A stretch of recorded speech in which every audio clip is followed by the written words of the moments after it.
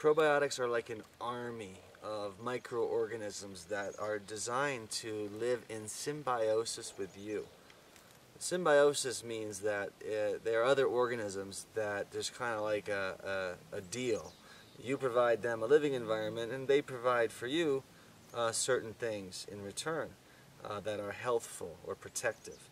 So probiotics, you know, in nature, when we were in our more natural form, you know, further back in time, away from civilization, it is said that we had over 40 different species. 40 different microorganisms, 40 different probiotics were found inside of our intestinal tract, and they're doing a lot of benefit for us. Not only are they benefiting us by providing for us different compounds and different nutritional factors, they're also beneficial because they are holding the ground. So if you imagine a field of soil, and if the soil is empty and the wind is blowing, then it's certainly possible that the seeds of maybe some undesirable plants might blow in from the wind and take root because the soil is open, the space is open. But if you have instead a field of very tightly manicured grass where every bit of that soil is covered and there's actually no space for that little seed to land, that's a different situation, and that's what the probiotics are doing.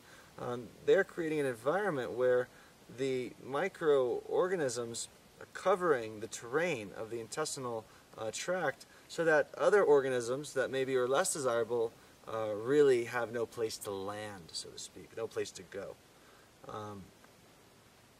I gave a talk about food and health to a group of people, and at the end of it I was pulled aside by a heart surgeon, in fact, and I did not know he was a heart surgeon at the time, but he pulled me aside and he said, you know, great talk, I really agree with everything you were saying about, you know, the food in relationship to health. And I said, well, thank you.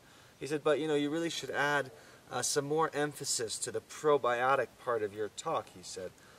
He said, whenever I open up people's bodies, I find that there's an incredible relationship between the gut and the immune system. And he said that by far the probiotics are the most important part of the arsenal for health and for the immune system, in his opinion. And so I just take that as a very serious recommendation, both in my own life and then obviously for everyone whom I speak to about this subject. So probiotics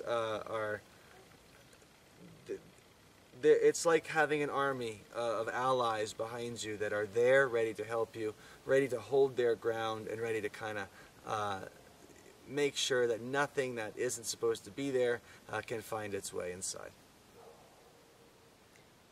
Let's go get this.